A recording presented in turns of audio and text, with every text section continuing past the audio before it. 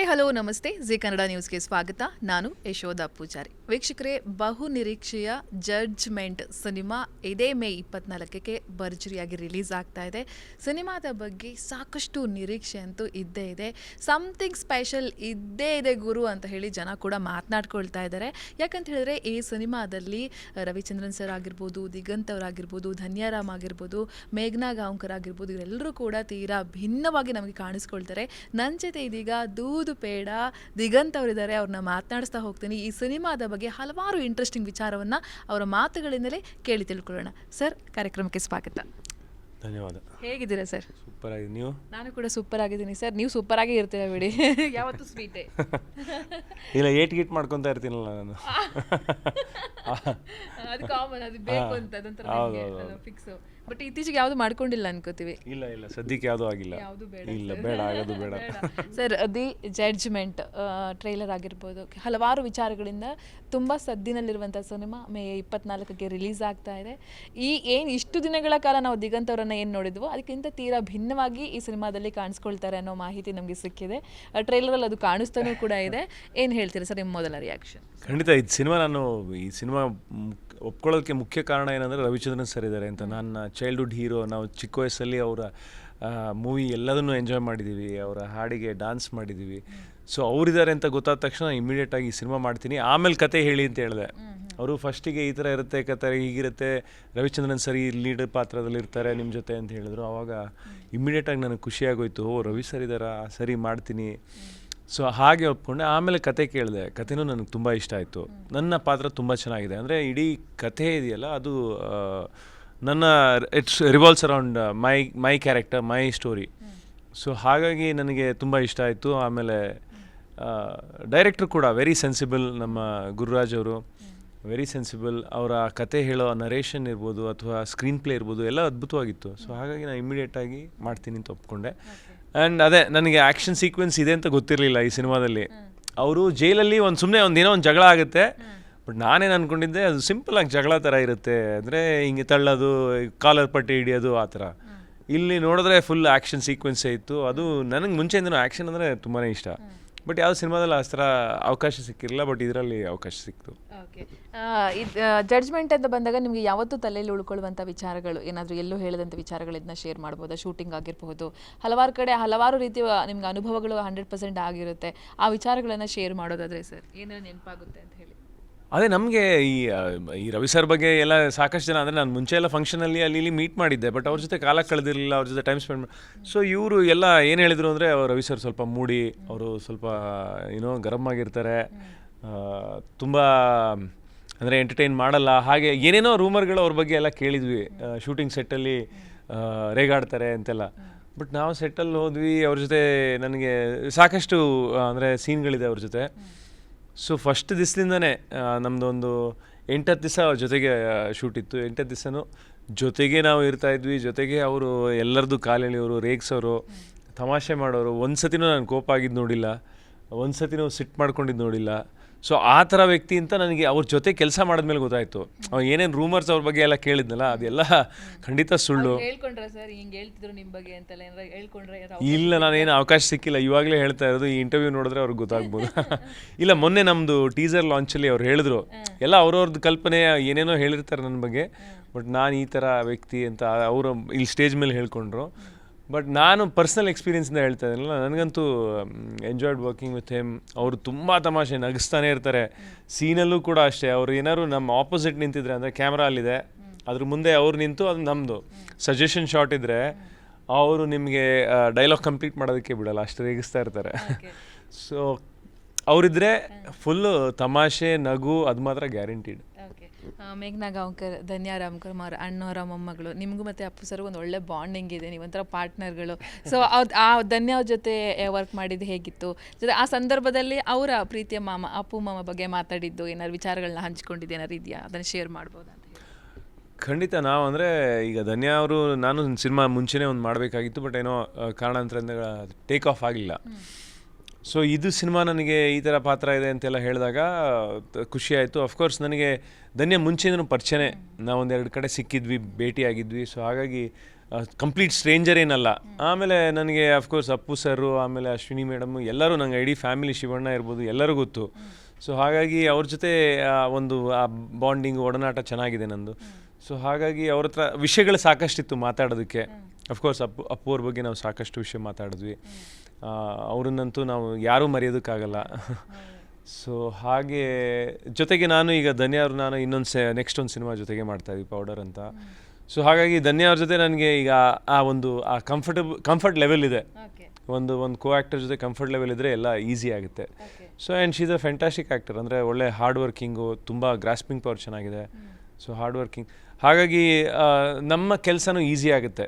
ಒಬ್ಬರು ಯಾರು ಸೈಕಲ್ ಹೊಡಿತಾ ಇದ್ದಾರೆ ನಿಮ್ಮ ಆಪೋಸಿಟು, ಅದು ನಿಮ್ಮ ಪರ್ಫಾರ್ಮೆನ್ಸು ಕಮ್ಮಿ ಆಗುತ್ತೆ. ಬಟ್ ಧನ್ಯ ಅಫ್ಕೋರ್ಸ್ ಮೊದಲನೇ ಸಿನಿಮಾ ಅಥವಾ ಎರಡನೇ ಸಿನಿಮಾ ಅಂತ ಅನ್ಸೋದೇ ಇಲ್ಲ. ಸೊ ಶೀಸ್ ನ್ಯಾಚುರಲ್, ಯಾಕೆಂದರೆ ದೊಡ್ಡ ಮನೆಯಿಂದ ಬಂದಿರೋದು. ಸರ್, ಈಗ ಅವ್ರ ಅಮ್ಮ ಕೂಡ 100% ಬರ್ತಾ ಇರುತ್ತೆ ಸೆಟ್ಟಿಗೆ ಮಗಳ ಜೊತೆ ಎಲ್ಲ. ಸೊ ಆವಾಗ ನಿಮಗೆ ಅಣ್ಣವ್ರ ಮಗಳು ಬಂದಿದ್ದಾರಪ್ಪ, ಏನಾರು ಅವ್ರ ಅಣ್ಣವ್ರ ಬಗ್ಗೆ ಮಾತಾಡೋಣ, ಈ ಥರ ಏನಾದರೂ ಅನಿಸಿದ್ದಿದೆಯಾ? ಏನಾದ್ರು ಚರ್ಚೆಗಳು ಮಾಡಿದ್ದಿದೆಯಾ ಅಂತ ಸೆಟ್ಗಳಲ್ಲಿ ಏನಾದರೂ? ಇಲ್ಲ, ನನಗೆ ಅವ್ರ ಮೇಡಮ್ ನೋಡಿದಾಗ ನಾನು ಅಂದರೆ ಮಾತಾಡಿಸ್ಬೇಕು ಅಂದ್ಕೊಂಡಿದ್ದೆ, ಬಟ್ ಯಾವತ್ತೂ ಮಾತಾಡೋದಕ್ಕೆ ಅವಕಾಶ ಸಿಕ್ಕಿಲ್ಲ. ಬಟ್ ಧನ್ಯ ಅವ್ರ ಜೊತೆ ನಾನು ಸಾಕಷ್ಟು ವಿಷಯ ಮಾತಾಡ್ತಾ ಇದ್ವಿ. ಮೇನ್ಲಿ ನಾನು ಅಣ್ಣವ್ರ ಬಗ್ಗೆ ಕೇಳ್ತಾ ಇದ್ದೆ. ಅಂದರೆ ಚಿಕ್ಕ ವಯಸ್ಸಲ್ಲಿದ್ದಾಗ ಹೇಗಿದ್ರು ಅಣ್ಣವರು, ಹೇಗೆ ನಿಮ್ಮ ಜೊತೆ ಎಲ್ಲ ಹೇಗೆ ಆಟ ಆಡ್ತಾಯಿದ್ರು, ಏನೇನು ಮಾತಾಡ್ತಾಯಿದ್ರು, ಅಥವಾ ನಿಮ್ಗೆ ಯಾವ್ಯಾವ ಪುಸ್ತಕಗಳನ್ನೆಲ್ಲ ಓದ್ತಾಯಿದ್ರು, ಈ ಥರದ್ದೆಲ್ಲ ಕೇಳ್ತಾ ಇದ್ದೆ. ಸೊ ಧನ್ಯ ಅವರು ಅದಕ್ಕೆಲ್ಲ ಹೇಳೋರು, she has fond memories of ಅಣ್ಣವರು. ಸೊ ಅದೆಲ್ಲ ಚೆನ್ನಾಗಿತ್ತು. ಓಕೆ, ನಾನೆಲ್ಲೋ ಕೇಳ್ಪಟ್ಟಿದ್ದು ನೈಜ ಘಟನೆಯನ್ನು ಕೆಲವು ಕಡೆ ಅದನ್ನು ಅಳವಡಿಸ್ಕೊಂಡೇ ಸಿನಿಮಾ ಮಾಡಿರೋದು ಅಂತ ಕೇಳ್ಪಟ್ಟೆ. ಆ್ಯಂಡ್ ನಿಮ್ಮ ಡೈರೆಕ್ಟರ್ ಬಗ್ಗೆ ಹೇಳೋದಾದರೆ ಅವರ ವರ್ಕ್ ಸ್ಟೈಲ್ ನಿಮಗೆ ಹೇಗೆ ಇಷ್ಟ ಆಯಿತು? ಇಷ್ಟೆಲ್ಲ ಸಿನಿಮಾಗಳು ಮಾಡ್ಕೊಂಡು ಬಂದರೂ ಕೂಡ ನಿಮಗೆ ಮತ್ತು ಬೇರೆ ಸಿನಿಮಾ ಮಾಡ್ತೀವಿ ಅಂದರೆ ಹೊಸತನ ಇರುತ್ತೆ, ಹೊಸ ಡೈರೆಕ್ಟರ್ಗಳಿರ್ತಾರೆ. ಹೇಗಿತ್ತು ಸರ್ ಆ ಫುಲ್ ಎಕ್ಸ್ಪೀರಿಯನ್ಸ್ ಬಗ್ಗೆ ಹೇಳೋದಾದರೆ? ಅದೇ ಗುರುರಾಜ್ ಅವರು ನನಗೆ ಒಂದು ಇಷ್ಟ ಆಗಿದ್ದು ಅವರ ವರ್ಕಿಂಗ್ ಸ್ಟೈಲು. ಅವ್ರು ನಮ್ಮ ಹತ್ರ ಅವರು ಒಂದು ದೊಡ್ಡ ಸಾಫ್ಟ್ವೇರ್ ಕಂಪ್ನಿಗೆ ಸುಮಾರು ವರ್ಷ ಕೆಲಸ ಮಾಡಿದ್ದಾರೆ, ದೇಶ ಸುತ್ತಿದ್ದಾರೆ, UK US ಅಲ್ಲಿದ್ದರು, ಅಲ್ಲೆಲ್ಲ ವಾಸವಾಗಿದ್ದರು. ಅವ್ರು ಏನು ಸುಮ್ಮನೆ ವಿಸಿಟಿಗಲ್ಲ. ಸೊ ಅಲ್ಲೇ ಸುಮಾರು ವರ್ಷ. ಸೊ ಹಾಗಾಗಿ ಅವ್ರದ್ದು ಒಂದು ಆ ನಾಲೆಡ್ಜ್ ತುಂಬ ಚೆನ್ನಾಗಿದೆ. ಜೊತೆಗೆ ಅವ್ರದ್ದು ಪ್ರೆಸೆಂಟೇಷನ್, ಅವರು ಕಂಪ್ಲೀಟ್ ನಮಗೆ ನರೇಷನ್ ಇರ್ಬೋದು ಅಥವಾ ಸ್ಕ್ರಿಪ್ಟ್ ಕೊಟ್ಟಿದ್ದು ಎಲ್ಲ ಈ ಸಾಫ್ಟ್ವೇರ್ ಕಂಪ್ನಿಲಿ ಹೇಗೆ ಅವರು ಕೆಲಸ ಮಾಡ್ತಾರಲ್ಲ ಆ ಥರ. ಅಂದರೆ ಆ ಚಾರ್ಟು, ಗ್ರಾಫು, ಎಲ್ಲಿ ಇಮೋಷನ್ ಮೇಲೆ ಕೆಳಗೆ ಆಗುತ್ತೆ, ಅದಕ್ಕೊಂದು ಏನೋ ಒಂದು ಕಲರ್ ಕೊಟ್ಟಿರ್ತಾರೆ. ಈ ಕಲರ್ ಇದ್ದರೆ ಇಷ್ಟು ನೀವು ಸಿಟ್ಟು ಮಾಡ್ಕೋಬೇಕು ಅನ್ನೋ ಥರದಲ್ಲಿ ಈ ಸೀನಲ್ಲಿ. ಸೊ ಈ ಥರದ್ದೆಲ್ಲ ಅವರು ಕೊಟ್ಟಾಗ ನಮಗೆ ಅಂದರೆ ಆ್ಯಕ್ಟಿಂಗ್ ಅಫ್ಕೋರ್ಸ್ ಈಸಿ ಆಗುತ್ತೆ. ಬಟ್ ನನಗೆ ಅಯ್ಯೋ ಈ ಥರನೂ ಒಂದು ಡೈರೆಕ್ಷನ್ನಿಗೆ ಈ ಥರನೂ ಒಂದು ಪ್ರಿಪೇರ್ ಆಗಿ ಬರ್ಬೋದು ಅಂತ ನನಗೆ ಅವತ್ತೇ ಗೊತ್ತಾಗಿದ್ದು. ಸೊ ಅವ್ರು ಬಂದು ಕತೆ ಹೇಳಿದ್ರು. ಕತೆ ನನಗೆ ತುಂಬ ಇಷ್ಟ ಆಯಿತು. ಜೊತೆಗೆ ನನ್ನ ಪಾತ್ರ, ನಾನು ಆಗಲೇ ಹೇಳಿದಾಗೆ ನನ್ನ ಪಾತ್ರ ತುಂಬ ಚೆನ್ನಾಗಿತ್ತು. ಆಮೇಲೆ ಅವ್ರು ಹೇಳಿದ ಈಗ ಎಲ್ಲ ನಟರು ಇರ್ಬೋದು ಈ ಸಿನಿಮಾದಲ್ಲಿ, ಬರೀ ರವಿ ಸರು, ನಾನಲ್ಲ, ಧನ್ಯ ಅಲ್ಲ, ಮೇಘ್ನಾ ಅಲ್ಲ, ಇನ್ನು ಪ್ರಕಾಶ್ ಬೆಲ್ವಾಡಿ ಇದ್ದಾರೆ, ರಂಗಾಯಣ ರಘುರ್ ನನ್ನ ತಂದೆ ಪಾತ್ರದಲ್ಲಿದ್ದಾರೆ. ಹೀಗೆ ಹಲವಾರು ಒಳ್ಳೊಳ್ಳೆ ಆರ್ಟಿಸ್ಟ್ಗಳಿದ್ದಾರೆ. ಸೊ ಒಳ್ಳೊಳ್ಳೆ ಆರ್ಟಿಸ್ಟ್ ಇದ್ದಾಗ ಖಂಡಿತ ಅದು ಒಂದು ಸಕ್ಸಸ್ಫುಲ್ ಸಿನಿಮಾ ಆಗುತ್ತೆ ಅನ್ನೋದು ನನ್ನ ನಂಬಿಕೆ. ಓಕೆ ಸರ್, ಟೈಟಲ್ ಕೂಡ ತುಂಬ ಡಿಫ್ರೆಂಟ್ ಆಗಿದೆ ಆ್ಯಂಡ್ ಕತೆ ಕೂಡ ತುಂಬ ಡಿಫ್ರೆಂಟ್ ಆಗಿದೆ ಅಂತಲೂ ಕೂಡ ಕೇಳ್ಪಟ್ವಿ ನಾವು.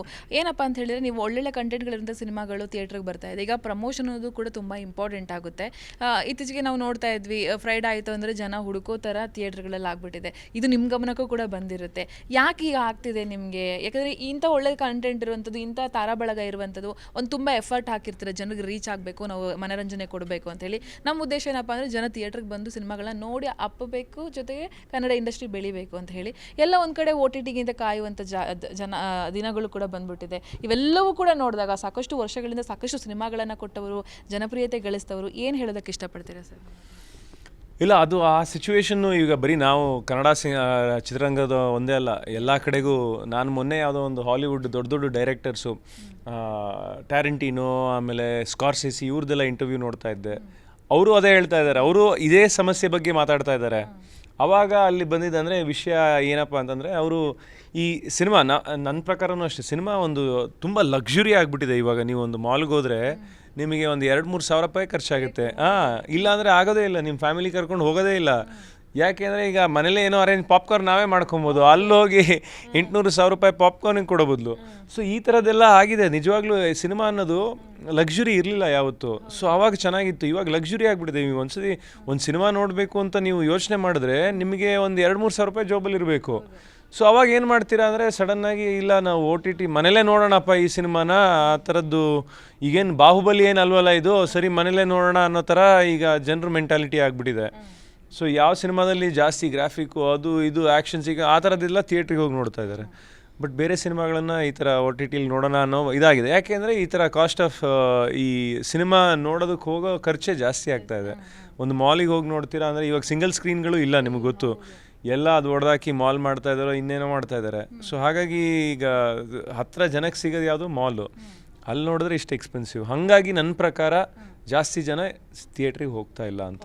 ಈ ಬಣ್ಣನೇ ಲೈಫ್ ಅಂತ ಅನ್ಕೊಂಡವ್ರು ಎಷ್ಟೋ ಜನ ಇದ್ದಾರೆ ಸರ್. ಬಣ್ಣದಲ್ಲೇ ಬದುಕು, ಬಣ್ಣದಲ್ಲೇ ನಾವು ಜೀವನ ಸಾಗಿಸ್ತೀವಿ, ಬಣ್ಣನೇ ಉಸಿರು ಅಂತ ಅನ್ಕೊಂಡವ್ರು ಇದ್ದಾರೆ. ಸೊ ಈ ಥರ ಆದರೆ ಅವ್ರ ಸಿಚುವೇಶನ್ಗಳು, ಅವರ ಜೀವನ ಹೇಗೆ ಸಾಧ್ಯ ಮುಂದೆ? ಈಗ ಎಷ್ಟು ನೋಡಿ, ಒಂದು ಸಿನಿಮಾ ಅಂದಾಗ ನಿಮಗೆ ಗೊತ್ತಿರುತ್ತೆ, ಲೈಟ್ ಮ್ಯಾನ್ಗಳಾಗಿರು ಎಷ್ಟು ಜನ ವರ್ಕ್ ಮಾಡ್ತಿರ್ತಾರೆ, ಅವ್ರಗಳ ಲೈಫ್ ಹೇಗೆ ಅಂತೇಳಿ. ಹಿಂಗಾದರೆ ಇಲ್ಲ, ನನ್ನ ಪ್ರಕಾರ ಇದೊಂದು ಈ ಒಂದು ಜರ್ನಿನಲ್ಲಿ ಒಂದು ಸ್ವಲ್ಪ ಬ್ಯಾಡ್ ರೋಡ್ ಬರುತ್ತಲ್ಲ, ಗುಂಡಿ ಹಳ್ಳ ಇರೋ ಆ ಥರದ್ದೊಂದು ರಫ್ ಪ್ಯಾಚ್ ಅಷ್ಟೇ ಇದು. ಇದಕ್ಕೂ ಒಂದು ಸೊಲ್ಯೂಷನ್ ಬರುತ್ತೆ. ಯಾಕೆಂದರೆ ಕಲೆ ಅನ್ನೋದು, ಕಲಾವಿದರು ಕಲೆ ಅದು ಯಾವತ್ತೂ ಎಲ್ಲೂ ಹೋಗಲ್ಲ. ಅದಕ್ಕೆ ಅವರಿಗೆ ಸದಾ ಕೆಲಸ ಇದ್ದೇ ಇರುತ್ತೆ. ನಿಮಗೆ ಈಗ ಹಿಂದಿ ಇಂಡಸ್ಟ್ರಿಲೂ ಇವಾಗ ಬಾಲಿವುಡ್ ಸಿನಿಮಾಗಳಿಗಿಂತ ಒ ಟಿ ಟಿ ಜಾಸ್ತಿ ಬಂದಿದೆ. ಅಂದರೆ ಈಗ ವೆಬ್ ಸೀರೀಸು ಆ ಥರದ್ದು. ಸೊ ಅದರಲ್ಲಿ ಎಲ್ಲರೂ ಬ್ಯುಸಿ ಇದ್ದಾರೆ. ನಿಮಗೆ ಯಾವ ಆ್ಯಕ್ಟ್ರು, ನೀವೀಗ ಒಂದು ನೆಕ್ಸ್ಟ್ ಡೇ ಶೂಟ್ ಇದೆ ಸಡನ್ನಾಗಿ ಬರ್ತೀಯ ಅಂತ ಕೇಳಿದ್ರೆ ಯಾವ ಆ್ಯಕ್ಟ್ರು ಅಲ್ಲಿ ಫ್ರೀ ಆಗಿಲ್ಲ. ಸೊ ಅದೇ ಥರ ಟ್ರೆಂಡ್ಗಳು ಇಲ್ಲೂ ಬರುತ್ತೆ. ಏನೋ ವೆಬ್ ಸೀರೀಸ್ ಬರುತ್ತೆ, ಇನ್ನೇನೋ ಆಗುತ್ತೆ, ಆ ಥರದ್ದೆಲ್ಲ ಖಂಡಿತ ನಡೆಯುತ್ತೆ. ಸೊ ಹಾಗಾಗಿ ಹೆದರಬೇಕಾಗಿ ಏನಿಲ್ಲ, ಎಲ್ಲ ಸರಿ ಹೋಗುತ್ತೆ ಒಂದಿನ. ಸರ್, ಫಿಟ್ ಅಂದರೆ ನಿಮಗೆ ಒಂಥರ ಅಚ್ಚುಮೆಚ್ಚು, ಸದಾ ಫಿಟ್ ಆಗಿರಬೇಕು ಅಂತಲೇ ಅನ್ಕೋತಿರ್ತೀರ.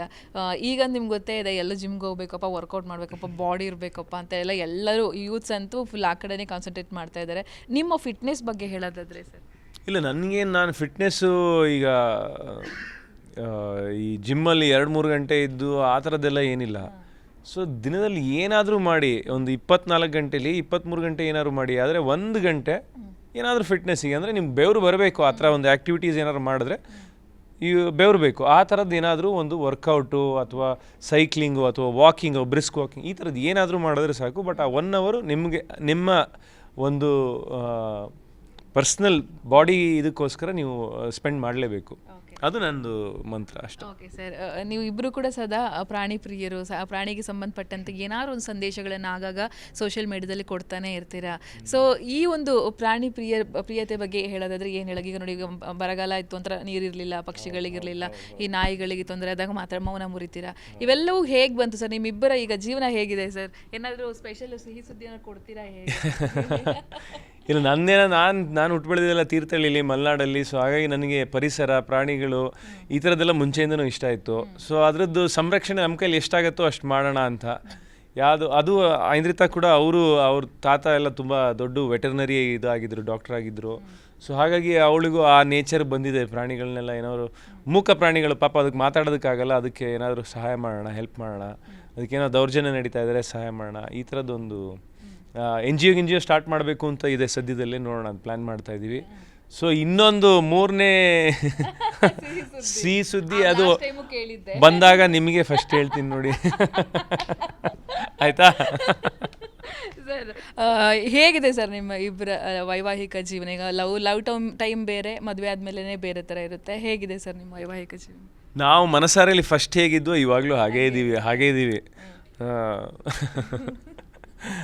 ಅಷ್ಟೇ. ಅಂದರೆ ನಾವು ಏನು ಜಗಳ ಆಡಲ್ಲ ಅಂತಿಲ್ಲ, ಜಗಳ ಆಡ್ತೀವಿ, ಪ್ರೀತಿನೂ ಮಾಡ್ತೀವಿ. ಸೊ ಈ ಥರದ್ದು ನಮ್ಮ ಎಲ್ಲ ಬ್ಯಾಲೆನ್ಸ್ ಆಗಿದೆ. ಓಕೆ, ಜಗಳ ಅಂತ ಬಂದಾಗ ಯಾಕೆ ಜಗಳ ಜಾಸ್ತಿ ಆಗುತ್ತೆ? ಯಾರು ಜಾಸ್ತಿ ಜಗಳ ಮಾಡೋದು? ಯಾರಿಗೆ ಕೋಪ ಜಾಸ್ತಿ? ಯಾರು ಬೇಗ ತಣ್ಣಗಾಗ್ತಾರೆ? ಕೋಪ ಜಾಸ್ತಿ ಐಂದ್ರಿತಾಂಗೆ. ಬಟ್ ನಂದೇ ಮಿಸ್ಟೇಕ್ ಇರುತ್ತೆ ಮೋಸ್ಟ್ಲಿ.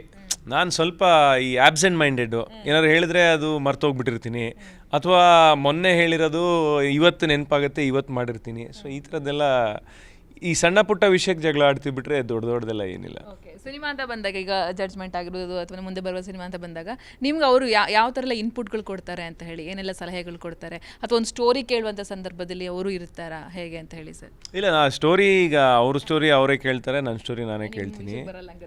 ಇಲ್ಲ, ಅಂದರೆ ಇಬ್ರು ಕೂತ್ಕೊಂಡು ಆಮೇಲೆ ಒಂದು ಸತಿ ಊಟ ಟೈಮಲ್ಲೂ ಯಾವಾಗಲೂ ಡಿಸ್ಕಸ್ ಮಾಡ್ತೀವಿ. ಈ ಥರ ಒಂದು ಸ್ಟೋರಿ ಕೇಳಿದ್ದೆ, ಈ ಥರ ಇದೆ, ಈ ಥರ ಟಾರ್ಕಾಸ್ಟು, ಹಂಗೆ ಹಿಂಗೆ ಅಂತಲ್ಲ. ಅಷ್ಟು ಬಿಟ್ಟರೆ ಜಾಸ್ತಿ ಎಲ್ಲ ಏನು ಇಬ್ಬರು ಕೆಲಸದಲ್ಲಿ ಯಾರೂ ಇನ್ವಾಲ್ವ್ ಆಗಲ್ಲ. ಸರ್, ಈಗ ಅವ್ರಿಗೆ ಸಿನಿಮಾ ಅಂತ ಬಂದಾಗ ನೀವು ಕುತ್ಕೊಂಡು ಈ ಥರ ಮಾಡು, ಈ ಥರದ ಒಂದು ಪ್ರಾಜೆಕ್ಟ್ ಮಾಡು, ಆ ಥರ ಯಾವತ್ತೂ ಹೇಳಿಲ್ಲ. ಓಕೆ, ನಿಮಗೆ ಡ್ರೀಮ್ ಪ್ರಾಜೆಕ್ಟ್, ಒಂದು ಕನಸು ಅಂತ ಇರುತ್ತೆ, ಈ ಥರ ಒಂದು ಪ್ರಾಜೆಕ್ಟ್ ನಾನು ಮಾಡಬೇಕು, ಮಾಡೇ ಮಾಡ್ತೀನಿ ಮುಂದಿನ ದಿನಗಳಲ್ಲಿ ಅಂತಿದ್ರೆ ಯಾವ್ದು ಮಾಡಬೇಕು ಅಂತ? ಅಂದರೆ ಆ ಥರ ಡ್ರೀಮ್ ಪ್ರಾಜೆಕ್ಟ್ ಅಂತೆಲ್ಲ ಇವಾಗ ಮುಂಚೆ ಆ ಥರ ತುಂಬ ಕನಸುಗಳೆಲ್ಲ ಇತ್ತು, ಬಟ್ ಇವಾಗ ಆ ಥರದ್ದು ಏನೂ ಇಲ್ಲ. ಯಾವ್ದು ಸಿನಿಮಾ ಬರುತ್ತೋ ಅದನ್ನು ನೀಟಾಗಿ ಅಚ್ಚುಕಟ್ಟಾಗಿ ಮಾಡೋಣ ಅನ್ನೋದೇ. ಈ ಥರ ಮಾಡಬೇಕು ಅದು ನನಗೆ ಅಂದರೆ ಆ್ಯಕ್ಷನ್ ಸೀಕ್ವೆನ್ಸ್ ಎಲ್ಲ ಮಾಡೋದು ಸಿನಿಮಾದಲ್ಲಿ ಇಷ್ಟ ಇತ್ತು. ಯಾವುದಾದ್ರು ಸಿನಿಮಾ ನೋಡಿರ್ತಿದ್ದೆ, ಈಗ ಈ ಹಾಲಿವುಡ್ ಇರ್ಬೋದು ಅಥವಾ ಕೊರಿಯನ್ ಸಿನಿಮಾ, ಈ ಥರ ಮಾಡಬೇಕು ಅನ್ನೋದೆಲ್ಲ ಆಸೆ ಇರೋದು, ಬಟ್ ಇವಾಗ ಆ ಥರದ್ದೇನಿಲ್ಲ. ಜಡ್ಜ್ಮೆಂಟ್ ನಾಡಿದ್ದು ರಿಲೀಸ್ ಆಗ್ತಾ ಇದೆ. ನಮ್ಗೆ ಏನಪ್ಪ ಅಂತ ಹೇಳಿದ್ರೆ ಜನ ಎಲ್ಲ ಬಂದು ಥಿಯೇಟ್ರಿಗೆ ನೋಡಬೇಕು, ಒಪ್ಪಬೇಕು, ಅಪ್ಪಬೇಕು, ಕನ್ನಡ ಇಂಡಸ್ಟ್ರಿ ಉಳಿಬೇಕು. ನಿಮ್ಮ ಕಡೆಯಿಂದ ಜನರಿಗೆ ಬನ್ನಿ, ಥಿಯೇಟ್ರಿಗೆ ಬನ್ನಿ, ನೋಡಿ, ನಿಮ್ಗೇನೋ ಸ್ಪೆಷಲ್ ಕೊಡ್ತೀವಿ ಅಂತ ಹೇಳೋದಾದರೆ ಹೇಗೆ ಹೇಳ್ತೀರಾ ಸರ್? ಖಂಡಿತ. ನಾವು ನಾನೇನು ಇದು ಮುಂಗಾರು ಮಳೆತನ ನಾವು ಸಿನಿಮಾನ ಮಾಡಿದ್ದೀವಿ ಅಂತ ಹೇಳ್ತಾ ಇಲ್ಲ. ಒಂದು ಒಳ್ಳೆ ಜಡ್ಜ್ಮೆಂಟ್ ಅನ್ನೋ ಒಂದು ಕೋರ್ಟ್ ರೂಮ್ ಡ್ರಾಮಾ ಸಿನಿಮಾನ ನಾವು ಇಲ್ಲಿ ಮಾಡಿದ್ದೀವಿ. ದಯವಿಟ್ಟು ಸಿನಿಮಾ ಥಿಯೇಟ್ರಿಗೆ ಬಂದು ನೋಡಿ, ನಿಮ್ಗೆ ಇಷ್ಟ ಆದರೆ ಇನ್ನೊಂದು 4 ಜನಕ್ಕೆ ಹೇಳಿ, ಅವರು ಬಂದು ನೋಡಲಿ. ಸೊ ಅದು ನಾನು ಎಲ್ಲರಿಗೂ ಹೇಳೋದಕ್ಕೆ ಇಷ್ಟಪಡ್ತೀನಿ. Okay sir, thank you so much sir, and all the best ನಿಮಗೆ. Thank you. ಸೊ ಬ್ರೇಕ್ ಆದಮೇಲೆ ಮತ್ತೆ ಸ್ವಾಗತ. ಆಗಲೇ ಹೇಳ್ತಾ ಇದ್ದೆ, ನಮ್ಮ ಸ್ವೀಟ್ ಹುಡುಗಿ ಯಾವತ್ತೂ ಅವ್ರು ಮಾತಾಡುವಾಗ ಸೋ ಸ್ವೀಟ್ ಅಂತ ಹೇಳ್ತಾನೆ ಇರ್ತಾರೆ. ಯಾರಪ್ಪ ಅಂತ ಹೇಳಿದ್ರೆ ನಮ್ಮ ಪ್ರೀತಿಯ ಮೇಘ್ನಾ ಗಾಂವ್ಕರ್. ಮಾತಾಡ್ತಾ ಇದ್ರೆ ಅವ್ರನ್ನ ಮಾತಾಡ್ತಾ ಇರೋಣ ಅಂತ ಅನಿಸುತ್ತೆ, ನೋಡ್ತಾ ಇರೋಣ ಅಂತ ಅನಿಸುತ್ತೆ. ಸೊ ನಾವೆಲ್ಲರೂ ಕೂಡ ಮೇ 24ಕ್ಕೆ ದಿ ಜಡ್ಜ್ಮೆಂಟ್ ಸಿನಿಮಾಗೆ ಹೋದರೆ ಅಲ್ಲಿ 100% ಅವ್ರನ್ನ ನೋಡ್ತಾನೆ ಇರಬಹುದು, ಮತ್ತೆ ನೋಡ್ತಾ ಇರೋಣ ಅಂತ ಅನಿಸ್ಬಹುದು. ನನ್ನ ಜೊತೆ ಅವರಿದ್ದಾರೆ, ಅವನ ಕಾರ್ಯಕ್ರಮಕ್ಕೆ ವೆಲ್ಕಮ್ ಮಾಡ್ತೀನಿ. No you are sweet. ನಾನು ಏನು ಮಾಡಲಿ, ನೀವು ಸ್ವೀಟ್ ಆಗಿದ್ರೆ ನಾನೇನು ಮಾಡೋಕ್ಕಾಗುತ್ತೆ? ಎಲ್ಲ ಮೈಕ್ ಕನ್ಫ್ಯೂಸ್ ಆಗ್ತಿದೆ. ಮೈಕ್ ಅಂಗಡಿಲ್ಲ ನಿಮ್ಗೆ, ನೀವು ಸ್ವೀಟ್ ಆಗಿದ್ರೆ ನಾನೇನು ಮಾಡೋಕ್ಕಾಗುತ್ತೆ ಅಲ್ವಾ ಮ್ಯಾಮ್? ಇಲ್ಲಿ ಸಕ್ಕರೆ ಕೂತಂಗಿದೆ, ನಾವು ಇಲ್ಲಿ ಉಪ್ಪು ಕೂತಂಗಿದೀವಿ. ಏನು ma'am? Such a lawyer, nothing. ಇವರು jaggery powder. Yes ma'am, the judgement ಸಿನಿಮಾದಲ್ಲಿ ಒಂದು ವಿಭಿನ್ನ ಪಾತ್ರದಲ್ಲಿ ಕಾಣಿಸ್ಕೊಳ್ತಾ ಇರ್ತೀರಾ, ಇದರಂತ ಮಾಹಿತಿ ಇದೆ. ನಿಮ್ಮ ಪಾತ್ರ ಹೇಗಿರುತ್ತೆ ಈ ಸಿನಿಮಾದಲ್ಲಿ? ಓಕೆ, ಏನು ಗೊತ್ತಾ, ನೀವು ನನಗೆ ಇಂಟರ್ವ್ಯೂ ಸ್ಟಾರ್ಟ್ ಆಗಿ ಮುಂಚೆ ಕೇಳಿದ್ರಿ ಸಿಹಿ ಸುದ್ದಿ ಇದೆಯಾ, ಮದುವೆ ಆಗ್ತಿದ್ದೀರಾ ಅಂತ ಕೇಳಿದ್ರು ನನಗೆ. ಈ ಸಿನಿಮಾಲ್ಲಿ ಮದುವೆ ಆಗಿದೆ, ನಾನು ರವಿ ಸರ್ ವೈಫ್. ಕ್ಯಾರೆಕ್ಟರ್ ಎಲ್ಲ ಕಡೆ ನಾನು ರವಿಚಂದ್ರನ್ ಸರ್ ವೈಫ್ ಅಂತ ಹೇಳ್ಕೊಂಡು ಹೋಗ್ಬೋದು ಇವಾಗ. ನೋ ಸಿನಿಮಾದಲ್ಲಿ ಯಾ. ಸೊ ಈ ಸಿನಿಮಾಲ್ಲಿ ರವಿ ಸರ್ ವೈಫ್ ರೋಹಿಣಿ ಅಂತ ಕ್ಯಾರೆಕ್ಟರ್ ಹೆಸರು. ಚೆನ್ನಾಗಿದೆ ಪಾತ್ರ. ಆ್ಯಕ್ಚುಲಿ ಈ ಸಿನಿಮಾ ಇರೋದೇ ಕೋರ್ಟ್ ರೂಮ್ ಡ್ರಾಮಾ ಅಲ್ವಾ, ಲೀಗಲ್ ಥ್ರಿಲ್ಲರು. ಅದೊಂದು ಮೇನ್ ಸ್ಟೋರಿ ಲೈನು. ಅದರ ಪಕ್ಕದಲ್ಲೇ ಅವ್ರ ಮನೆಗೆ ಬಂದಾಗ ಏನು ನಡೆಯುತ್ತೆ, ವೈಫ್ ಜೊತೆ ಏನು ಮಾತಾಡ್ತಾರೆ, ಅದ್ರ ಬಗ್ಗೆ ಆ ಒಂದು ಟ್ರ್ಯಾಕಲ್ಲಿ ನಂದು ಬರುತ್ತೆ. ಜೊತೆಯಲ್ಲಿ ಇವಳು ಹೌಸ್ ವೈಫ್ ಮಾತ್ರ ಅಲ್ಲ, ಕಾಲೇಜ್ ಪ್ರೊಫೆಸರ್ ಕೂಡ. ಸೊ ಖುಷಿ ಆಯಿತು, ಯಾಕೆಂದರೆ ಗುರು ಸರ್ ಬರೀ ನನಗೆ ವೈಫ್ ಆಗಿ he didn't show me just as Ravi sir's wife. ಅವಳು ಸಮಾಜದಲ್ಲಿ ಏನೋ ಇದ್ದಾಳೆ ಅನ್ನೋದನ್ನ ತೋರಿಸಿದ್ದಾರೆ ಸಿನಿಮಾಲ. ಅದು ಖುಷಿ ಆಯಿತು ನನಗೆ. So that is my role. ಈ ಕತೆ ಈ ಥರ ಅವ್ನಿಗೆ ಇದೆ ಅಂತ ಬಂದಾಗ ಅದನ್ನು ನೀವು ಒಪ್ಕೊಂಡಿದ್ದು ಯಾಕೆ, ಏನು ಮೇನ್ ರೀಸನ್ ಅಂತ ಹೇಳಿ? ನನಗೆ ಯಾವುದೇ ಸಿನಿಮಾ ಒಪ್ಕೊಳ್ಳೋಕ್ಕೆ yo fine, no your hand is not hurting, you want me to hold? Okay. ಯಾವುದೇ ಸಿನಿಮಾ ಒಪ್ಕೊಳ್ಳೋಕ್ಕೆ ನನಗೆ 3 ರೀಸನ್ಸು ತುಂಬ ಇಂಪಾರ್ಟೆಂಟು. ಒಂದು, ಕಥೆ ಚೆನ್ನಾಗಿರಬೇಕು, ನಾನು ಅದರಲ್ಲಿ ಏನು ಮಾಡ್ತಾ ಇದ್ದೀನಿ ಅದು ಇಂಪಾರ್ಟೆಂಟು ನನಗೆ. ಅದು ಓಕೆ ಅನಿಸಿದ್ರೆ ನೆಕ್ಸ್ಟು ಜನ ಚೆನ್ನಾಗಿದ್ದಾರಾ, ಟೀಮ್ ಹೆಂಗಿದೆ, ಒಳ್ಳೆಯವರ, ಚೆನ್ನಾಗಿ ನೋಡ್ಕೊಳ್ತಾರಲ್ವ, ಅದು ಸೆಕ್ಯೂರಿಟಿ. ಓಕೆ. ಥರ್ಡ್ ಇಸ್ ಮನಿ. ಈ ಸಿನಿಮಾಲಿ 3 ಚೆನ್ನಾಗಿತ್ತು, ಅದಕ್ಕೆ ಮಾಡಿದೆ. ಸೂಪರ್. ಇದ್ದಂಗೆ ಹೇಳ್ತೀನಿ ಗುರು, ಅಲ್ವಾ? ಯಾ, ಐ ಮೀನ್ ನಂಗೆ ರವಿ ಸರ್ ಜೊತೆ ಟೈಮ್ ಸ್ಪೆಂಡ್ ಮಾಡಿ ಅದೇ ಅನ್ಸಿದ್ದು, ನಾವು ಹೆಂಗಿದೀವೋ ಹಂಗೆ ಇರಬೇಕು ಅಂತ. ಮೇ ಬಿ ನಾನು ಲಾಸ್ಟ್ ಇಂಟರ್ವ್ಯೂ ಮಾಡೋಕ್ಕಿಂತ ಇವತ್ತು ಸ್ವಲ್ಪ ತುಂಬ ಪ್ರಾಕ್ಟಿಕಲ್ ಆಗಿ ಮಾತಾಡ್ತಿದ್ರೆ. ಏನಾದರೂ ರವಿಚಂದ್ರನ್ ಸರ್ದು ಏನಾದರೂ ಬಹುಶಃ ಅದು ಇರ್ಬೋದು. ಬಟ್ ಏನು ಹೇಳ್ತಾರೆ, ಮೆಚೂರಿಟಿ. ಈ ಕ್ಯಾರೆಕ್ಟರ್ ತುಂಬ ಮೆಚ್ಯೂರು. ನಾವು ಪ್ರತಿಯೊಂದು ಕ್ಯಾರೆಕ್ಟರ್ ಮಾಡಿದಾಗ ಅದರಿಂದ ಏನೋ ಒಂದು ತೊಗೊಳ್ತೀವಿ ಅಲ್ವಾ. ಈ ಕ್ಯಾರೆಕ್ಟರ್ನ ನಾನು ಮೆಚೂರಿಟಿ ತೊಗೊಂಡೆ, practicality. So you right. Super. ಇವಾಗ ಈ ಸಿನಿಮಾನ ಯಾಕೆ ಜನ ಥಿಯೇಟ್ರಿಗೆ ಬಂದು ನೋಡಬೇಕು ನಿಮ್ಮ ಪ್ರಕಾರ? ಈಗ ನೀವು ನಿಮ್ಮ ಮಾತುಗಳಲ್ಲಿ ಹೇಳೋದಾದ್ರೆ ಏನೇನು ಸಿಗುತ್ತೆ ನಮ್ಗೆ ಈ ಸಿನಿಮಾ ನೋಡಿದ್ರೆ ಅಂತ ಹೇಳಿ? ಫಸ್ಟ್ ಆಫ್ ಆಲ್, ಇದು ಮೇನ್ ಥೀಮ್ ಆಗಿರೋದು ಕೋರ್ಟ್ ರೂಮ್ ಡ್ರಾಮಾ ಅಲ್ವಾ, ಲೀಗಲ್ ಥ್ರಿಲ್ಲರು. ಲೀಗಲ್ ಥ್ರಿಲ್ಲರಲ್ಲಿ ನನಗೆ ತುಂಬ ಇಷ್ಟ ಆಗುತ್ತೆ. ನನಗೆ ತುಂಬ ಇಷ್ಟ ಆಗೋದೇನೆಂದರೆ, ಇಬ್ಬರು ವಾದ ಮಾಡ್ತಾರಲ್ವಾ, ಈ ಒಬ್ಬರು ಲಾಯರ್ ಹೇಳ್ತಾರೆ ಹಿಂಗೆ ಪಾಯಿಂಟು, ಅವ್ರು ಹೇಳ್ತಾರೆ ಇಲ್ಲ ನೀವು ಸುಳ್ಳು, ಇದು ಆ್ಯಕ್ಚುಲಿ ಹಿಂಗಿರೋದು, ಅಬ್ಜೆಕ್ಷನ್ ಮೇಲೆ ಆಡ್ ಅಂತೆಲ್ಲ ಮಾತಾಡ್ತಾರಲ್ವ, ಆ ಸ್ಟೈಲ್ ಎಲ್ಲ ನಂಗೆ ತುಂಬ ಇಷ್ಟ ಆಗುತ್ತೆ. ಯಾಕೆ ಅಂದರೆ ಅವ್ರು ವಾದ ಮಾಡಿದಾಗ ನಾನು ತುಂಬ ಖುಷಿಪಟ್ಟು ನೋಡ್ತೀನಿ. ಯಾಕೆ ನಮ್ಮ ತಂದೆ ಹೇಳ್ತಾರೆ, ನೀನು ಲಾಯರ್ ಆಗಬೇಕಾಗಿತ್ತು, ತುಂಬ ಚೆನ್ನಾಗಿ ವಾದ ಮಾಡ್ತೀಯ ಮನೆಯಲ್ಲಿ ಅಂತ ಹೇಳ್ಬಿಟ್ಟು. ಅವ್ರ ಆಸೆ ಇದ್ದದ್ದು ನಾನು ಪೊಲೀಸ್ ಆಗಬೇಕು, IPS ಆಗಬೇಕು ಅಂತ, IPS ಆಫೀಸರ್ ಆಗಬೇಕು ಅಂತ. ಬಟ್ ನಾನು ಜಗಳ ಆಡೋದು ನೋಡಿಬಿಟ್ಟು ನೀನು ತುಂಬ ಚೆನ್ನಾಗಿ ವಾದ ಮಾಡ್ತೀಯ, ಲಾಯರ್ ಆಗಬೇಕಿತ್ತು ನೀನು ಅಂತ ಹೇಳ್ತಾರೆ. ಸೊ ನನಗೆ ಈ ರೀತಿಯ ಕಥೆಗಳು ತುಂಬ ಇಷ್ಟ. ತುಂಬ ಇನ್ಫಾರ್ಮೇಷನ್ ಸಿಗುತ್ತೆ, ಹೆಂಗೆ ಜಗಳ ಆಡಬೇಕು, ಹೆಂಗೆ ವಾದ ಮಾಡಬೇಕು ಅಂತ ಗೊತ್ತಾಗುತ್ತೆ. So that is one point. ಒಳ್ಳೆ ಕಥೆ ಇದೆ. ಆ್ಯಂಡ್ ಫ್ಯಾಮ್ಲಿ ಜೊತೆ ಕೂತ್ಕೊಂಡು ನೋಡುವಂಥ ಒಂದು ಸಿನಿಮಾ. ಇವಾಗ ನೋಡಿ OTT ಬಂದಾದಮೇಲೆ ಒಂದು ಸಿನಿಮಾಲು ಆ ಥರದ ಸೀನ್ಸ್ ಇದ್ದೇ ಇರಬೇಕು ಅಲ್ವಾ, ಇದ್ದೇ ಇರಬೇಕು. ಅದು ನೀವು ಫ್ಯಾಮಿಲಿ ಜೊತೆ ಕೂತ್ಕೊಂಡು ನೋಡೋಕ್ಕಾಗಲ್ಲ. ನಿಮ್ಮ ರೂಮಲ್ಲಿ ಹೋಗ್ಬಿಟ್ಟು ನಿಮ್ಮ ಟಿ ವಿಯಲ್ಲಿ ಅಥವಾ ಫೋನಲ್ಲಿ ನೋಡಬೇಕಾಗುತ್ತೆ. ನಿಮಗೆ ಎಂಬಾರೆಸ್ ಆಗಿಬಿಡುತ್ತೆ ಫ್ಯಾಮಿಲಿ ಜೊತೆ ಕೂತ್ಕೊಂಡು ನೋಡಬೇಕಾದ್ರೆ. ಪಾಸ್ ಮಾಡ್ತೀವಿ, ಅಲ್ಲಿ ಇಲ್ಲಿ ನೋಡ್ತೀವಿ, ಫೋನ್ ನೋಡ್ತೀವಿ ಅಲ್ವಾ. ಈ ಸಿನಿಮಾಲಿ ಆ ಥರ ಪ್ರಾಬ್ಲಮ್ ಏನಿಲ್ಲ. ಫ್ಯಾಮಿಲಿ ಜೊತೆಯಲ್ಲಿ ಥಿಯೇಟ್ರಲ್ಲಿ ಕೂತ್ಕೊಂಡು ನೋಡುವಂಥ ಸಿನಿಮಾ. ಓಕೆ, ನಿಮ್ಮ ತಂದೆ ಹೇಳ್ತಾ ಇದ್ರು ತುಂಬ ಕೋಪ ಮಾಡ್ಕೋತೀಯ ನೀನು, ವಾದ ಮಾಡ್ತೀಯ, ಲಾಯರ್ ಆಗಬೇಕಿತ್ತು ಅಂತ ಹೇಳಿ. ಸೊ ನೀನು ನಿಜವಾಗ್ಲೂ ನಿಮ್ಗೆ ಕೋಪ ಬರುತ್ತಾ? ನಿಮ್ಮ ಕೋಪ ಬರೋ ಥರನೇ ಇಲ್ಲ, ನಿಮ್ಮ ಮಾತುಗಳು ಸ್ವಲ್ಪ ವಾಯ್ಸೇ ಬರೋದಿಲ್ವಲ್ಲ, ಹೆಂಗೆ ಇದು ಅಂತ ಹೇಳಿ. ಇಲ್ಲ, ನಂದೇನಂದರೆ ಎಲ್ಲಿ ಕೋಪ ಬರಬೇಕು ಅಲ್ಲಿ ಬರುತ್ತೆ. ಕೆಲವು ಸಲ ಏನಾಗುತ್ತೆ ಅಂದರೆ ಯಾರೋ ಒಬ್ಬರು ತಪ್ಪು ಮಾಡ್ತಾರಲ್ವಾ, ತಪ್ಪು ಮಾಡಿದಾಗ ನಮ್ಗೆ ಕೋಪ ಬರುತ್ತೆ. ನಾವು ಕೋಪ ಮಾಡಿದ್ದೇ ತಪ್ಪು, ಅವ್ರು ತಪ್ಪು ಮಾಡಿದ ತಪ್ಪಾಗಲ್ಲ ಅದು ಆ್ಯಕ್ಚುಲಿ ಅಲ್ವಾ. ನಂದು ಆ ಕ್ಯಾರೆಕ್ಟ್ರು. ಅದಕ್ಕೆ ಇವಾಗ ನಂಗೆ ಅರ್ಥ ಆಗಿದೆ, ಕೋಪ ಮಾಡಿಕೊಂಡ್ರೆ ಇವ್ರಿಗೆ ಬೇಜಾರಾಗುತ್ತೆ ಅಂತ ನಾನು ಸುಮ್ಮನೆ ಇದ್ಬಿಡ್ತೀನಿ. ಬಟ್ ಕೋಪ ಬರುತ್ತೆ ನನಗೆ, ನಾನು ತುಂಬ ಕಂಟ್ರೋಲ್ ಮಾಡ್ಕೊಳ್ತೀನಿ ಅಷ್ಟೇ. ಇತ್ತೀಚೆಗೆ ಸೋಷಿಯಲ್ ಮೀಡಿಯಾದಲ್ಲಿ ಗಮನಿಸ್ತಾ ಇರ್ತೀನಿ ನಾನು, ಟ್ರಿಪ್ ಆಗಿರ್ಬೋದು, ಫ್ರೆಂಡ್ಸ್ ಜೊತೆ ಟೈಮ್ ಸ್ಪೆಂಡ್ ಮಾಡೋದು ಅಥವಾ ಒಳ್ಳೊಳ್ಳೆ ಬುಕ್ಗಳನ್ನು ಓದೋದು, ಇವೆಲ್ಲವೂ ಕೂಡ ಜಾಸ್ತಿ ಮಾಡ್ತಾ ಇರ್ತೀರಾ. ಈ ಜರ್ನಿಯ ಬಗ್ಗೆ ಹೇಳಿದ್ರೆ ಇದು ಎಷ್ಟು ಹ್ಯಾಪಿ ಕೊಡ್ತಾ ಇದೆ ನಿಮಗೆ ಅಂತ ಹೇಳಿ? ತುಂಬ ಖುಷಿ ಕೊಡ್ತಾ ಇದೆ. ಏನು ಗೊತ್ತಾ, ನನಗೆ ಲೈಫಲ್ಲಿ ಹೆಂಗಿರ್ಬೇಕಿತ್ತಲ್ವಾ, ನಾನು ಹಾಗೆ ಮಾಡ್ತಾಯಿದ್ದೀನಿ. ನಾನು ಚಿಕ್ಕವಳಿದ್ದಾಗ ಒಂದು ಬೆಂಗಳೂರು ಬಂದಿದ್ದೆ. My grandfather is a politician. So ಅವರೇನೋ ಒಂದು ಪಾರ್ಟಿ ಮೀಟಿಂಗ್ ಇತ್ತು ಅಂತ ಬೆಂಗಳೂರು ಬಂದಿದ್ವಿ. ನಾನು ಕಾರಲ್ಲಿ ಕೂತಿದ್ದೆ, ಐ ಥಿಂಕ್ ವಿಧಾನಸೌಧ ಆಚೆ ಕಾರಲ್ಲಿ ಕೂತಿದ್ದೆ, ವೇಟ್ ಮಾಡ್ತಿದ್ದೆ ನಮ್ಮ ಗ್ರ್ಯಾಂಡ್ ಫಾದರ್ಗೋಸ್ಕರ. ಒಂದು ಡ್ರೀಮ್ ಇತ್ತು ಚಿಕ್ಕ ಹುಡುಗಿ, ಆ್ಯಸ್ ಅ ಚಿಕ್ಕ ಹುಡುಗಿ. ಒಂದಿನ ನಾನು ಇಂಡಿಪೆಂಡೆಂಟಾಗಿ ಕಾರ್ ಓಡಿಸ್ಬೇಕು, ನಾನು ಕೆಲಸ ಮಾಡಬೇಕು, ಸಿನಿಮಾ ಇಂಡಸ್ಟ್ರಿ ಅಥವಾ ಏನೋ ಒಂದು ಮೈಂಡಲ್ಲಿ ಬಂತು ನನಗೆ. ಇವತ್ತು ನಾನು ಇಲ್ಲಿಗೆ ಡ್ರೈವ್ ಮಾಡ್ಕೊಂಡು ಬಂದೆ, ಒಬ್ಬಳೇ ಡ್ರೈವ್ ಮಾಡ್ಕೊಂಡು ಬಂದೆ.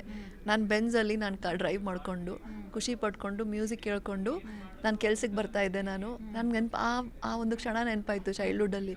ಅಯ್ಯೋ ಹೌದಲ್ವಾ, ನಾನು ಚಿಕ್ಕವಳಿದ್ದಾಗ ಈ ಫ್ರೀಡಮ್ಮು, ಒಂದು ಇಂಡಿಪೆಂಡೆನ್ಸು ಆ್ಯಸ್ ಅ ವುಮನ್, ಕೆಲಸ ನನಗೆ ಇಷ್ಟವಾದ ಕೆಲಸ ಬೇಕಿತ್ತಲ್ವಾ. ಅದೇ ಬೆಂಗಳೂರು ರೋಡ್ಸು, ಅದೇ ವಿಧಾನಸೌಧ ಹಿಂಗೆ ಕ್ರಾಸ್ ಆಗ್ಬೇಕಾದ್ರೆ ನೋಡ್ತಾ ಇದ್ದೆ, ಖುಷಿ ಆಯಿತು. ನನಗೆ ಬೇಕಾಗಿರೋ ಲೈಫೇ ಲೀಡ್ ಮಾಡ್ತಾ ಇದ್ದೀನಿ, ಸಿನಿಮಾ ಮಾಡ್ತಾ ಇದ್ದೀನಿ, ಟ್ರಾವೆಲ್ ಮಾಡ್ತೀನಿ, ಬುಕ್ಸ್ ಓದ್ತೀನಿ. So I am living my life very well, touch wood. Super ma'am, ನಮ್ಗೆ ಅದೇ ಬೇಕು, ಖುಷಿಯಾಗಿರೋ ಒಳ್ಳೊಳ್ಳೆ ಸಿನಿಮಾಗಳನ್ನು ಕೊಡ್ತಾ ಇರಿ.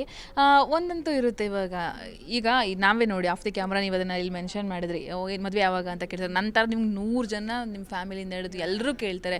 100% ಸಿಟ್ಟು ಬರುತ್ತೆ, ಯಾಕಪ್ಪ ನಮ್ಮ ಅವರನ್ನು ನಾವು ತಿಂತಿದ್ದೀವ, ಯಾಕೆ ಮದುವೆ ಆಗಬೇಕು ಅನ್ನೋ ಥರನೂ ಬಂದೇ ಇರುತ್ತೆ ನಿಮಗೂ ಕೂಡ. ನಮ್ಮ ಬದುಕಕ್ಕೆ ಬಿಡ್ರಪ್ಪ, ಹೆಂಗಿರು ತಪ್ಪಂತಿರಲ್ಲ ಅಂತ. ಮದುವೆ ಆಯಿತು ಅಂದರೆ ಮಗು ಯಾವಾಗ ಅಂತಾರೆ, ಮಗು ಆಯ್ತು ಅಂದರೆ ಮಗು ಯಾವ ಸ್ಕೂಲ್ ಅಂತಾರೆ, ಮಗು ಬೆಳೀತಂದ್ರೆ ಮದುವೆ ಯಾವಾಗ, ಅವ್ರ ಮದುವೆ ಯಾವಾಗ ಅಂತ ಹೇಳ್ತಾರೆ. ಒಂಥರ ಇದರಲ್ಲೇ ಆಗೋಗಿದೆ. ಇವೆಲ್ಲ ಕೇಳೋಕೆ ನಿಮ್ಗೆ ಏನು ಅನಿಸುತ್ತೆ? ನಾನು ಈ ಥರ ಇರೋದು ನನಗೆ ಎಷ್ಟು ಹ್ಯಾಪಿ ಇದೆ ಆ ಥರ. ನನಗೆ ಆ್ಯಕ್ಚುಲಿ ಈ ಥರ ಇರೋದೇ ಇಷ್ಟ. ಅಂದರೆ ಮದುವೆ ಆಗಲೇಬೇಕು ಅಂತ ಏನಿಲ್ಲ, ರೂಲ್ ಇಲ್ಲ. ಅದು ಇವ್ರು ಮಾಡ್ಕೊಂಡಿದ್ದಾರೆ ಸೊಸೈಟಿ. ಅದೇನೋ ಒಂದು ಮದುವೆ ಯಾವ ಕೆಲಸ ಆಗ್ಬಿಡ್ಬೇಕು ಅಂತೇಳಿ, ಅದಲ್ಲ. ನಿಮಗೆ ಕರೆಕ್ಟಾಗಿರೋ ಪಾರ್ಟ್ನರ್ ಸಿಗಬೇಕು, ನೀವು ಖುಷಿಯಾಗಿರಬೇಕು.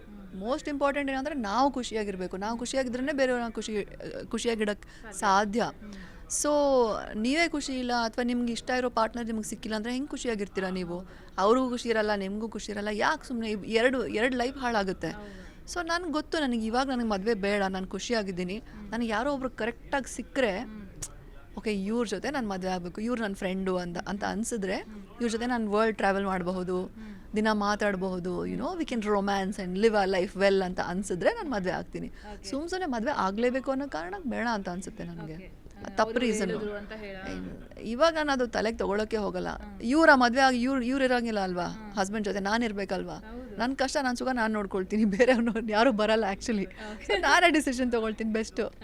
ಓಕೆ ಮ್ಯಾಮ್, ಬಣ್ಣದ ಬದುಕು ನಿಜಕ್ಕೂ ಹೇಗಿದೆ, ಎಷ್ಟು ಖುಷಿ ಕೊಟ್ಟಿದೆ? ಈಗ ನೀವು ಅಷ್ಟು ಸಿನಿಮಾಗಳನ್ನು ಮಾಡ್ಕೊಂಬಂದು ಒಂದು ಸ್ವಲ್ಪ ಕೂತ್ಕೊಂಡು ಯೋಚನೆ ಮಾಡ್ತೀನಿ ಅಂದರೆ, ಬಣ್ಣ ನಿಮಗೆ ಎಷ್ಟು ಖುಷಿ ಕೊಟ್ಟಿದೆ, ಎಷ್ಟು ತೃಪ್ತಿ ಕೊಟ್ಟಿದೆ ಅಂತ? ಈ ಆ್ಯಕ್ಟಿಂಗ್ ಫೀಲ್ಡ್ ಅನ್ನೋದು ಈ ವರ್ಲ್ಡಲ್ಲಿ ಯಾವುದೂ ಅಷ್ಟು ಖುಷಿ ಕೊಟ್ಟಿಲ್ಲ, ಅಷ್ಟು ಖುಷಿ ಕೊಟ್ಟಿದೆ ನನಗೆ ಈ ಬಣ್ಣದ ಲೋಕ, ಸಿನಿಮಾ ಇಂಡಸ್ಟ್ರಿ. ಒಂದೇನಾಗುತ್ತೆ ಅಂದರೆ, ವೇರ್ ಡು ವಿ ಬಿಲಾಂಗ್, ಅದನ್ನು ಕನ್ನಡದಲ್ಲಿ ಹೆಂಗೆ ಹೇಳಿ ಅಂತ ಗೊತ್ತಾಗ್ತಿಲ್ಲ ನನಗೆ.